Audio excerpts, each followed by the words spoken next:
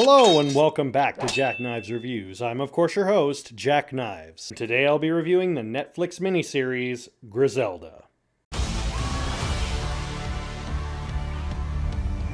Griselda Blanco started as a savvy Colombian businesswoman, but slowly over time and through cutthroat tactics became one of the most savage drug lords in all of history, being dubbed and known around the world as the Black Widow and the Cocaine Queen.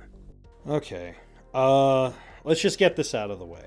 Normally I would review this under True Crime Month, as it is based off of Griselda Blanco. However, after watching it, I just refuse to put it into True Crime Month because of the fact that this is essentially it's what I refer to as a romanticized biopic. Normally, romanticized biopics can work. Take, for example, Rocket Man. Romanticized biopic about Elton John in the love letter format of being a musical, but kind of touching on the heavier subjects of his life, struggles, and at least going over a cursory glance of his own life, but not really going for a free-form narrative, just kind of like could be interpreted how he sees it in his head or something like that. Then you have the romanticized biopic laziness that is something like Queen's Bohemian Rhapsody. Now, don't get me wrong, I love Bohemian Rhapsody. I think it's a fun movie. But would I ever say it's an accurate biopic? No. No. It's very much romanticized, and they freely admitted that they changed so much stuff out of it that it's essentially just more of a love letter than it is a biopic, but it portrayed it as if it was a biopic. That's kind of what got under my skin.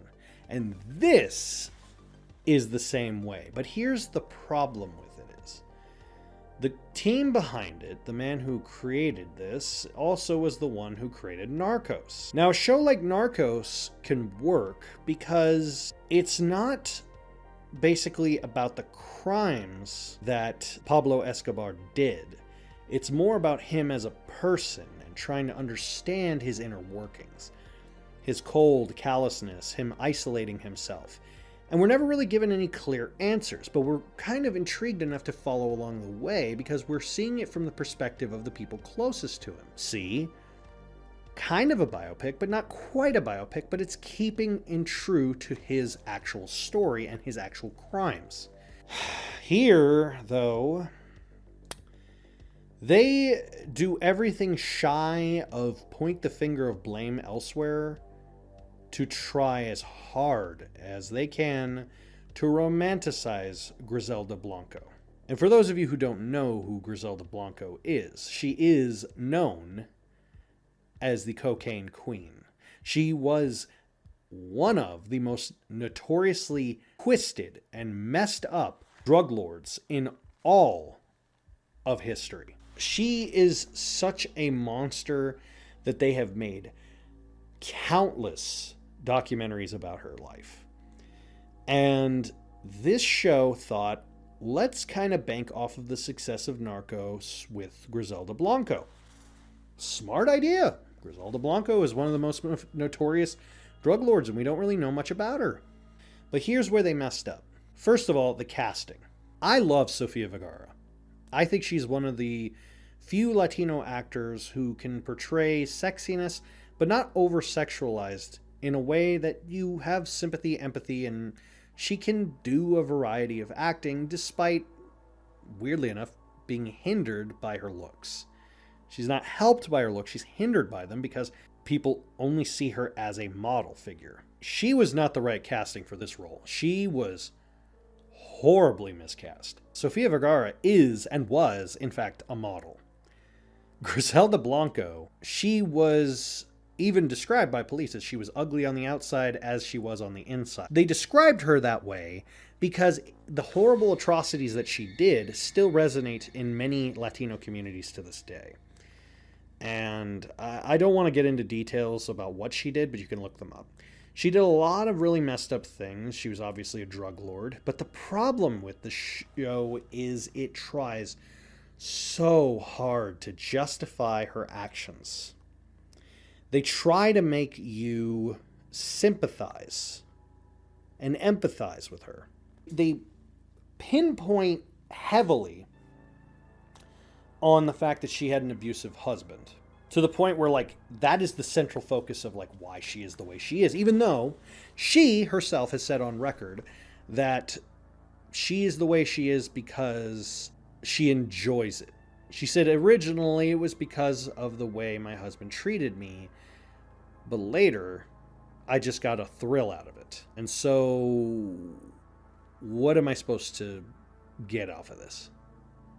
Am I supposed to feel bad for someone like that? Am I supposed to be like rooting for her? Because it feels as though with the show they're like trying to get you to root for a character like that.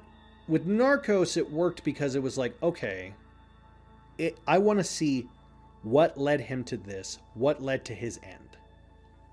Think of a Breaking Bad, any sort of show that deals with drugs and stuff. But here it's like from the get-go they tell you pretty much your incentive is, we want you to feel bad for her. Now you really should, guys. I mean, she had an abusive husband. I'm sorry, but that doesn't justify the horrible shit she did. Like that's not how life works. That's like equating the Sharon Tate murders to Charles Manson because Charles Manson had a mean mom, which he did, but that doesn't excuse what he did. And that's the thing. They're trying to almost excuse the atrocities that she did. And it's like, it reminds me of that show, There's Something About Pam, the show I talked about in my first True Crime Month, because it felt like you weren't giving any dues to the victims. You weren't giving any dues to the people that were hurt. You weren't giving any dues to the people involved with these atrocities. Instead, you want to romanticize the person who committed the atrocities. It's also the reason I refuse to watch anything from Ryan Murphy because of Dahmer. When I heard about Dahmer, I was interested at first because I love the cast. I think the cast is fantastic. And then I watched it, and then I read about the interviews from the victims' families, how they don't want their family and loved ones to be used as a profitable gain, which is what clearly Ryan Murphy is doing. How they just want to move on, but are constantly reminded of their deaths and constantly immortalized in different series and shows to bank off of their benefits. That sort of stuff digs at you. It's one thing when you talk about true crime and you talk about the victims and you give them their dues and you mention that sort of stuff. And it's one thing to mention a series that deals with heavier topics, but you at least need to acknowledge the messed up stuff in order to actually get the audience to agree or follow along on the journey. Otherwise, it's the equivalent of crapping in a bag and throwing it at someone's face and then saying, why are you upset? I'm going to give some credit where it's due. Obviously, the show had a huge budget. It had a very well-constructed set, and it did look beautiful. It did have points where it looked very, very good. It had a very drug killer vibe, but not too heavy-handed. And I will give credit where Sofia Vergara was probably the only real thing holding this series together. For better or for worse. It was essentially like it felt like a passion project for her. I mean, she apparently produced and helped write and direct this stuff, which I'm like, it's a vanity project, but you could literally just do this kind of a show, but don't base it off of a real person. Like make a whole new show, make it something else, because when you do this, it's you're building yourself off of the corpses of the dead, is what I'm saying. And it drives me nuts when Hollywood does this. And a lot of people liked it. Some people didn't. Some people were like me and just felt too disgusted to actually watch it. I mean, I watched it, but I felt disgusted after. And I could see why a lot of people didn't want to watch it. It's bad. It's a really bad show, honestly. Sofia Vergara is probably the only thing keeping it together, and even she can't stay from this stinker of a series. I give Griselda 1 out of 5. Have you seen Griselda? Let me know in the comments down below. You know what? I want to do something different next month. You know, I want to get myself out of the negative mindset and kind of focus on a simpler time. You know, like something good and simple, and something I can, we collectively can enjoy together.